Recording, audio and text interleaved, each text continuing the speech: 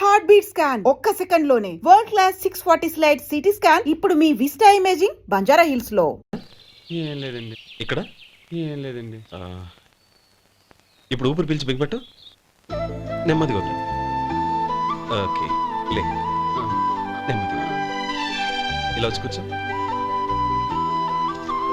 ఏం లేదు, మామూలు కడుపు నొప్పే. ఈ టాబ్లెట్స్ 3 రోజులు వాడు. ఎలా వాడాలో ఇందులో రాశాను.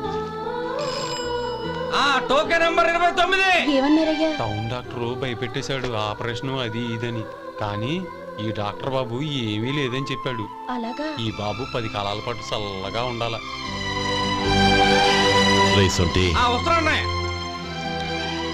రే, భగవంతుడి దయ వల్ల తమ్ముడు హస్తవాసి మంచిదని అప్పుడే పేరొచ్చిందిరా. తమ్ముడిని దగ్గరుండి జాగ్రత్తగా చూసుకో. పని హడావుల్లో పడి వేళకి భోంచేయడము. అబ్బే అదే లేదన్నయ్య. 1 గంటకల్లా పేషెంట్ కట్టు, భోజనం పెట్టు. అది అలా జాగ్రత్తగా చూసుకో. నేను చూసుకుంటాను కదన్నయ్య, నువ్వు వెళ్ళు.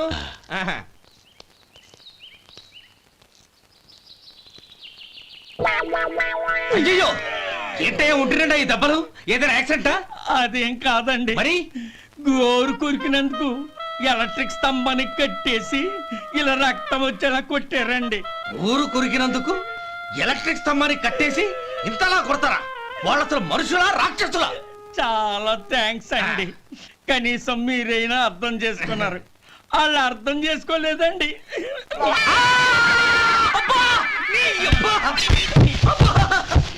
గోరు కొరకడం అంటే ఇదా? నిన్ను కొట్టడం కాదురా, నిలువురా నరికేయాలి. మన 2 ఊర్ల పొలిమేరలో ఉన్న ఈ మల్లికార్జున స్వామి వారి దేవాలయం జీర్ణదశలో ఉందన్న విషయం మీ అందరికీ తెలుసు. ఇన్నాళ్ళు మీ ఊరు వాళ్ళు పట్టించుకుంటారని మా ఊరి వాళ్ళు, మా ఊరి వాళ్ళు పట్టించుకుంటారని మీ ఊరి వాళ్ళు దీన్ని ఇలా వదిలేశారు. ఈ గుడి మీ ఊరికి ఎంత ముఖ్యమో మా ఊరికి అంతే ముఖ్యం. కాబట్టి మన ఇరు గ్రామ ప్రజలు కలిసి దాన్ని బాగు చేయించి కుంభాభిషేకం చేయించాలనే సదుద్దేశంతో ఒక కమిటీని ఏర్పాటు చేశాం. ఈ కమిటీలో 2 గ్రామాలకు సంబంధించిన ప్రముఖులు ఉన్నారు. కమిటీ ప్రెసిడెంట్గా ఎవరిని ఎన్నుకోవాలనే విషయంలో శ్రీ గోపాలరావు గారి పేరు, శ్రీ లక్ష్మీపతి గారి పేరు పరిశీలనలోకి వచ్చాయి. అందువలన మేమందరం బాగా ఆలోచించి తర్జన భర్జనలు చేసిన మీదట శ్రీ గోపాలరావు గారే అన్ని విధాలా ప్రెసిడెంట్ పదవికి అర్హులని ఈ కమిటీ నిర్ణయించడం జరిగింది.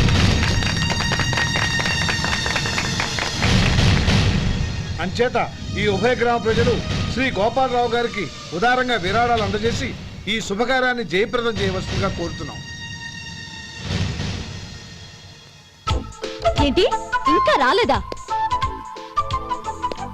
ఏంటయ్యా, టైం 10 అవుతోంది. బోర్డు మీద 10 గంటలను రాసింది. మీ డాక్టర్ ఇంకా రాలేదు. అసలు మీ డాక్టర్ కి టైం సెన్స్, పంక్చువాలిటీ ఏమైనా ఉన్నాయా? ఇంతకీ మీరెవరండి? నేను డాక్టర్ అమ్మని. ఓహో, మీరు డాక్టరేనా? డాక్టర్ అంటే డాక్టర్ని కాదయ్యా, డాక్టర్ని చేసుకోబోయేదానని అర్థం. ఓహో, అవును, నువ్వెవరు? నేను ఇక్కడ టోకన్ ఇస్తూ ఉంటానులేండి. తప్పుకోవయ్యా. అవును, మీ డాక్టర్ కి ఎవరో అన్నయ్య ఉన్నాడంట కదా, ఎలాంటోడు? ఎలాంటోడంటే అదేనయ్యా, చాలా కోపిస్తని విన్నాను. ఎందుకని అడుగుతున్నారు? ఎందుకంటావేంటయ్యా? ఆ అన్నయ్య మాట వినగానే మీ డాక్టర్ గడగడా ఉణిగిపోతాడు. అసలు డాక్టర్ చదివే తమ్ముణ్ణి అలా భయపెట్టచ్చా? తప్పు కదా? తప్పేనండి. కాని కాని నాకు మీ డాక్టర్ కి పెళ్ళవని ఆ అన్నయ్య సంగతి అప్పుడు చెప్తాను. ఏం చేస్తానండి? ఏం చేస్తానా, సంవత్సరం తిరగకుండానే కవల పిల్లల్ని కని వాళ్ళ అన్నయ్య చేతిలో పెడతాను. వాళ్ళకి 5 సంవత్సరాలు వచ్చేసరికి ఆయన్ని బాగా మొట్టికెళ్ళేస్తారు. అలా నా కసి తీర్చుకుంటాను.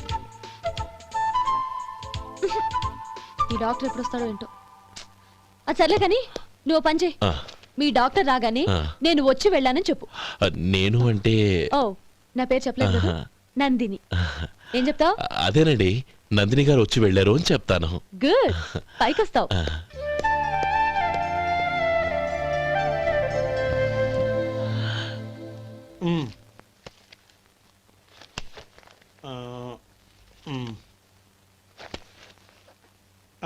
దీంతో మొత్తం 4,98,200 అయ్యాయి. పోతే నువ్వు ఇచ్చినంత ఇవ్వలేకపోయినా ఈ దైవకార్యానికి నా వంతు చందా 1800. దీంతో మొత్తం 5 లక్షలు పూర్తయ్యాయి. సరేరా, నేను ఈ డబ్బు తీసుకుని పట్నం వెళ్ళి బ్యాంక్ లో వేసి వస్తాను. అలాగే, నేను నీతో వద్దాం అనుకున్నాను రా, అనుకోకుండా సాయంత్రం ఇన్స్పెక్షన్ వచ్చింది. పర్వాలేదులే, వెళ్ళొస్తాను.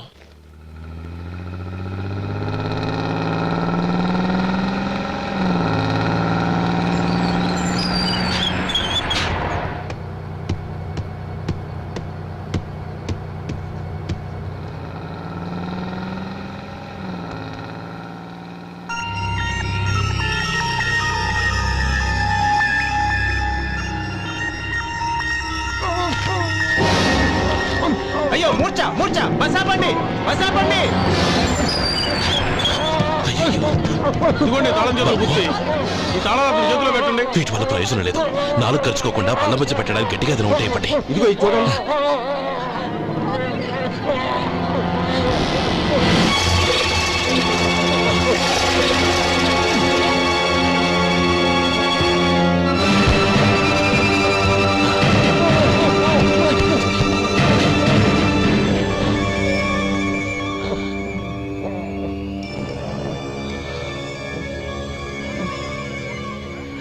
మీరు వెళ్ళి మీ సీట్లో కూర్చోండి.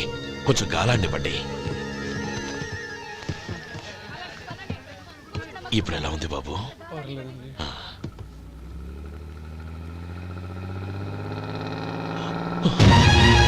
అయ్యో, నా బ్యాగ్ ఎవరైనా చూసారా? అందులో 5 లక్షలు ఉన్నాయి. నా బ్యాగ్ వెంటనే బస్ ఆపండి. ఎవరిని కింద దిగవద్దు. అందరినీ చెక్ చేయండి. నా అంచనా తప్పు కాలేదు. వాడి మంచితనమే వాడిని దెబ్బకొట్టి మన వాళ్ళని పంపించి గుడి తాలూకు డబ్బు కొట్టేశాడని పోలీస్ కంప్లైంట్ ఇవ్వండి. ఇప్పుడు ఆ స్టేషన్లో ఎస్ఐ వాడి తమ్ముడే. వాడే వెళ్ళి వాడి అన్నయ్యని అరెస్ట్ చేసి వీధుల్లో నడిపించుకు తీసుకురావాలి. అది నేను కళ్ళారా చూడాలి, మనసారా సంతోషించాలి. అయ్యా గోపాలం గారు, గోపాలం గారు, మీరు దేవస్థానం సొమ్ము దొంగిలించారని ఎవరో పోలీస్ కంప్లైంట్ ఇచ్చారంట. మిమ్మల్ని అరెస్ట్ చేయడానికి మీ తమ్ముడు గారు వస్తున్నారు.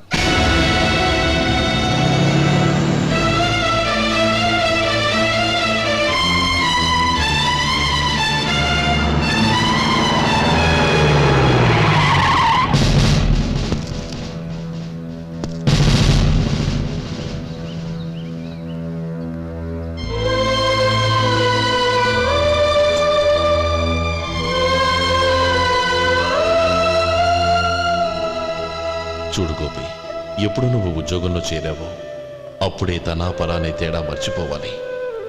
నేరం చేసిన వాడు నీ తమ్ముడైనా అన్నైనా సరే శిక్షించాల్సిన బాధ్యత నీది. అదే నువ్వు నీ ఉద్యోగానికి ఇచ్చే గౌరవం.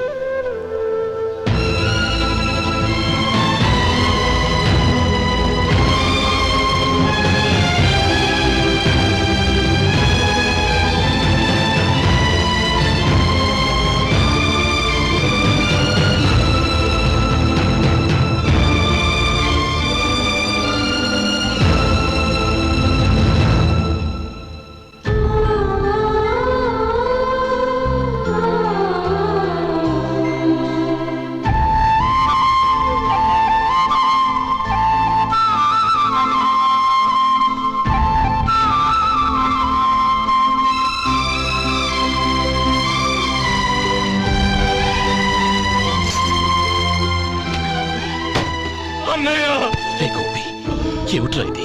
నన్ను క్షమించన్నయ్య. నేను కోరి ఉద్యోగుల చేరిన మాట నిజమే, కానీ ఇలాంటి పరిస్థితి ఎదురవుతుందనుకోలేదు. నా ఒంట్లో ప్రతి రక్త పట్టు నీ భిక్షానన్నయ్య.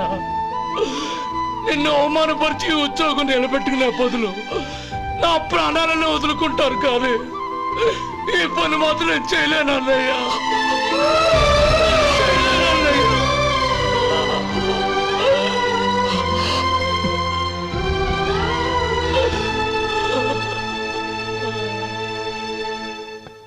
ఏరా, ఇన్నేళ్లు కష్టపడి సంపాదించిన ఉద్యోగానికి రాజీనామా చేస్తావా? కనీసం నీ పెళ్ళాం ఏమనుకుంటుందోనని ఆలోచించావా? ఇందులో అనుకోవడానికి ఏముంది మామగారు? ఎండనక వాననక కష్టపడి ఓ తండ్రి కంటే ఎక్కువగా ఈయన్ని పెంచి పెద్ద చేశారు బావగారు. అలాంటి దేవుణ్ణి అరెస్ట్ చేసే ఆ ఉద్యోగం ఈయనకు అవసరం లేదు. బాగుంది. అన్నకు తగ్గ తమ్ముడు, తమ్ముడికి తగ్గ పెళ్ళాం. సరే, మీ ఇష్టం. నానమ్మా, అన్నయ్యడి. నమస్కారం అండి. ఓ నువ్వా? రా కూర్చో. పర్వాలేదండి. ఏంటి ఇలా వచ్చావు? ఆ రోజు నా కంపెనీని మూసేయమన్నారు. ఇప్పుడు నేను మూసేయడానికి సిద్ధంగా ఉన్నాను. దానికి ప్రతిఫలంగా నాకు 5 లక్షలు కావాలి. అలాగే, నీకు కావాల్సిన 5 లక్షలు నేను ఇస్తాను. చాలా థ్యాంక్స్ అండి. కానీ మీరు మీ కంపెనీని మూసేయక్కర్లేదు. సార్? అవును మిస్టర్ మధు, మీ అన్నగారికి జరిగిన అన్యాయం గురించి తెలుసుకున్నాను. మీ కుటుంబం గురించి కూడా విన్నాను. సహజంగా అందరూ ఐకమత్యానికి ఉదాహరణ రామలక్ష్మణులు అంటారు. కానీ ఆ రామలక్ష్మణులు ఎలా ఉంటారనేది పుస్తకాల్లో చదవడం తప్ప ఎవ్వరూ చూడలేదు.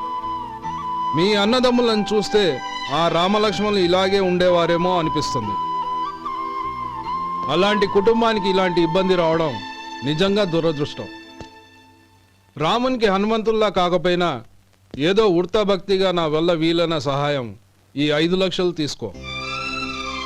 మీ కంపెనీ పేరు మీదే అన్ని సరుకులు తయారు చేయండి. నేను వాటిని ప్రపంచమంతా మార్కెటింగ్ చేస్తాను. సార్ మీ రుణం ఉంచుకోను, తొందరలోనే తీర్చేస్తాను. స్నేహితుల మధ్య రుణాలేంటి మధు? We are friends.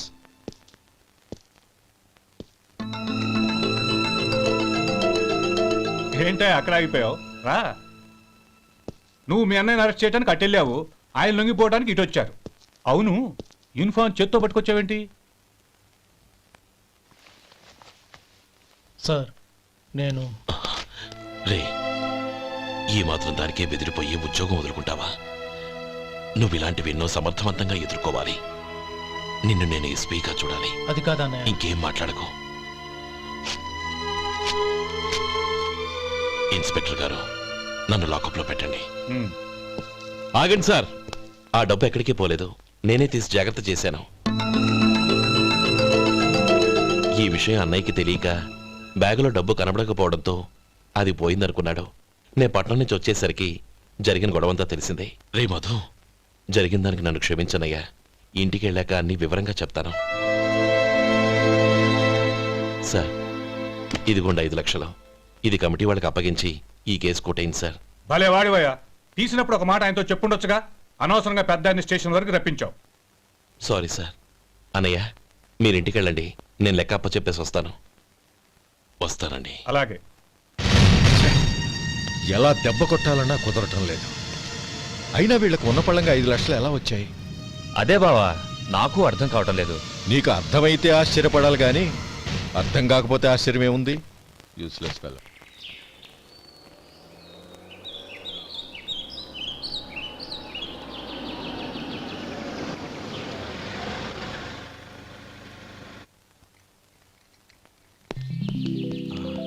నువ్వు ఎక్కడే ఉండు. అన్నయ్య మూడు ఎలా ఉందో చూసి నేను లోపలికి తీసుకెళ్తాను. ఓకే? అలాగే.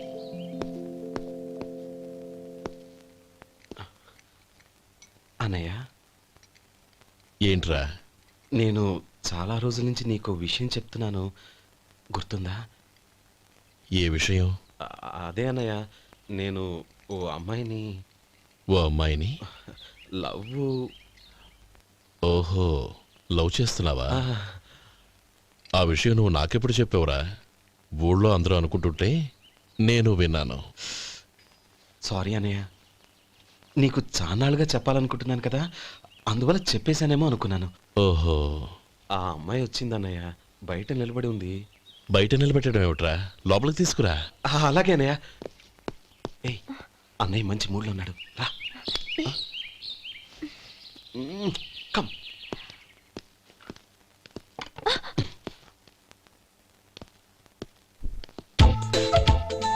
ఎందుకంటావేంటయ్యా? ఆ అన్నయ్య మాట వినగానే మీ డాక్టర్ గడగడ వణికిపోతాడు. అసలు డాక్టర్ చదివే తమ్ముడిని అలా భయపెట్టచ్చా? తప్పు కదా? తప్పేనండి. నమస్కారం మేడం. నమస్కారం. అదేంట్రా, మనిషో పక్కనుంటే నమస్కారం ఇంకో పక్కనుంది? అది మర్యాద అన్నయ్య, మర్యాద. ఆహా, అవును, నీ పేరేంటమ్మా? నందిని. ఆ, నందిని. నందిని అన్నయ్య. ఏ, ఆ మొక్క తను చెప్పలేదా? పెద్దలంటే మహాగౌరవం అన్నయ్య, మేమిద్దరం ఇంత క్లోజ్ ఫ్రెండ్స్ కదా, ఆయన నాతో కూడా ఎక్కువ మాట్లాడదు. ఓహో కదా. నాకు మీ డాక్టర్కి పెళ్ళవని, అప్పుడు అన్నయ్య సంగతి చెప్తాను. ఏం చేస్తానండి? ఏం చేస్తానా? సంవత్సరం తిరగకుండానే కవల పిల్లలు కని వాళ్ళ అన్నయ్య చేతిలో పెడతాను. వాళ్ళకి 5 సంవత్సరాలు వచ్చేసరికి ఆయన్ని బాగా ముట్టిగలేస్తారు. అవును, అమ్మాయి మోహం చూడకుండా నిర్ణయం ఎలా తీసుకోనరా? తలెత్తు.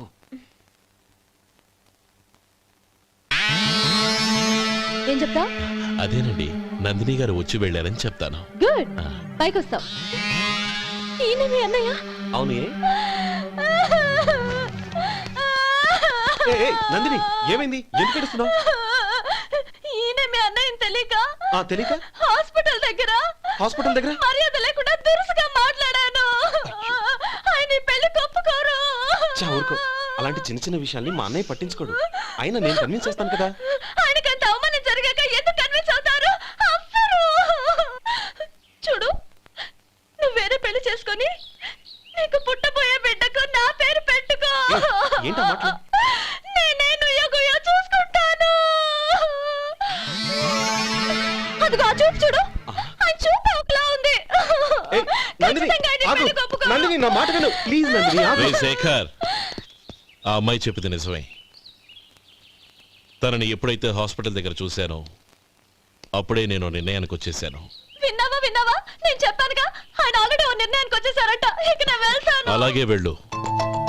వెళ్ళి ఈసారి వచ్చేటప్పుడు మీ అమ్మా నాన్నల్ని తీసుకురా. ముహూర్తాలు ఎప్పుడు పెట్టుకోవాలో నిర్ణయించుకుంటాం. అర్థం కాలేదా? నువ్వే మా వాడికి సరైన జోడి. అదే నేను తీసుకున్న నిర్ణయం. థ్యాంక్ యూ బావగారు, నన్ను ఆశీర్వదించండి. లేమా, శీఘ్రమేవ కళ్యాణ ప్రాప్తిరస్తు.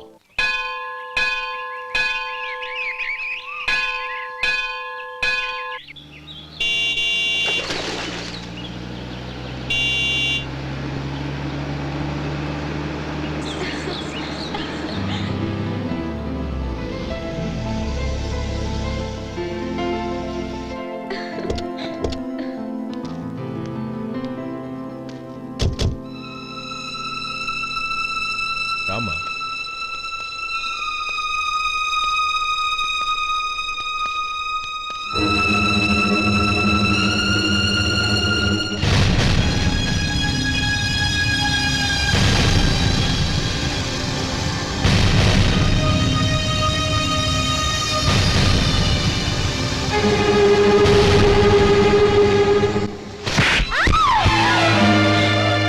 నా పరువు తీసావు కదే. ఒక బెచ్చగాడిని నువ్వు కోరుకున్న వాడికి ఇచ్చి చేసేవాడిని. కానీ నువ్వు ఎవరిని ప్రేమించావో తెలుసా? ఎవడి నీడ సోకితే పంచమహాపాతకాలు అంటుకుంటాయనుకుంటున్నానో వాడి తమ్ముణ్ణి. ఆ రోజు ఆ గోపాలం గాడు నిశ్చితార్థం వరకు వచ్చి నా చెల్లెల్ని చేసుకొని వెళ్ళిపోయాడు. ఆ ఆవేశంలో తొందరపడి ఓ పొరుగురు వాడికి నా చెల్లెల్ని ఇచ్చి పెళ్లి చేశాను. ఆ తర్వాత తెలిసింది వాడికి అంతకుముందే పెళ్లి అయిపోయిందని. వాడు పెళ్ళైన వాడైనా పర్వాలేదు, పరమ దుర్మార్గుడు. ఇంకొకరిని ప్రేమించిన దానివేగా అని దెప్పి పడుస్తూ నా చెల్లెలకి మాటలతోనే నరకం చూపించాడు. అటు ప్రేమించిన వాడు దగా చేశాడు, ఇటు చేసుకున్నవాడు కిరాతకుడు. ఇలా చిత్రవధ అనుభవించి అనుభవించి నా చెల్లెలు ఒకరోజు స్టవ్ పేలిపోయి చనిపోయింది. దీనికంతటికీ కారణం ఎవరు? వాడు అన్న.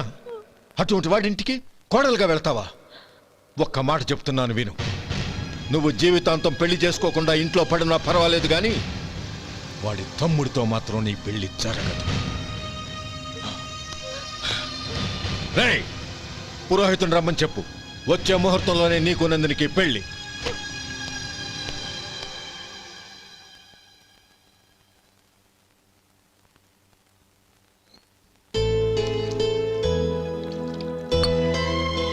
ఒరే, అదేంట్రా ఒక ముద్దైనా తినకుండా చేయగడిగేశావు? నాకు ఆకలి కాలేదు నానమ్మ.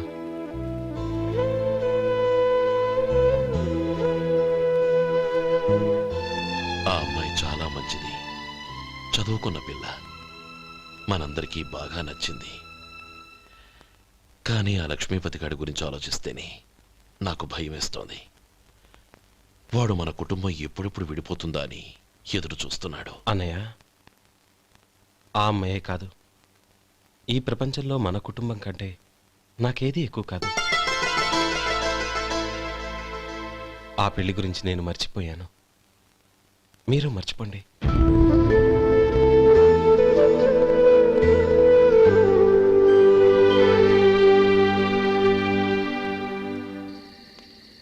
శేఖర్, నువ్వా? ఏంటి ఈ టైంలో వచ్చావు? నీతో ఓ విషయం మాట్లాడాలి. ఒకసారి బయటకు వస్తావా?